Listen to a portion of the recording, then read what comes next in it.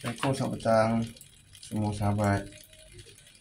Hari ni Hana nak makan cucu udang. Betul tak, Adi? Ya. Okay, dia nak ayah buat cucu udang rangup bersih ayah, bapak-bapak.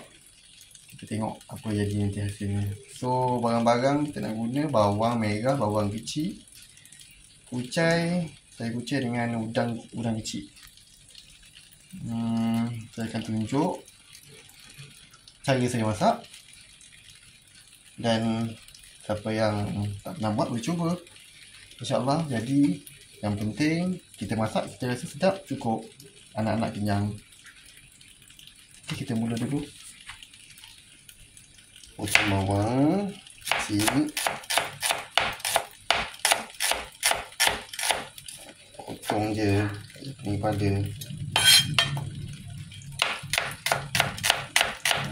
Cara nak potong-potong je kita yang nak makan. Agak-agak cukup. Ini biji. Potong bawang besar. Ikut keperluan kita juga. Cukup Adi banyak ni, Adi? Cukup ke tak? Cukup Sedap-sedap makan juga kan? Okey.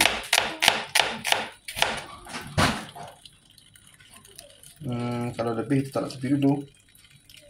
Dah cukup pun ni. Lepas tu kita potong kucai. Sekejap lagi. Kita masukkan bawang dalam bekas. Dan kita nak gaulkan dengan tepung nanti. Azan tepung.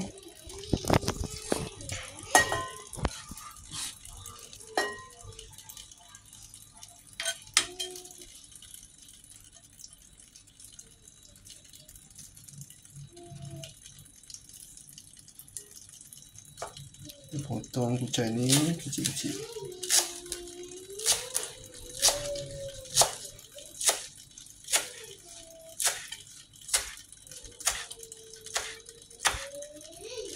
Campur sekali.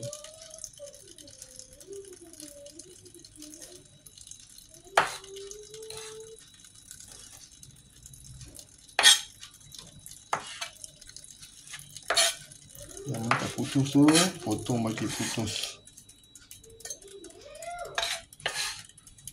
Okey.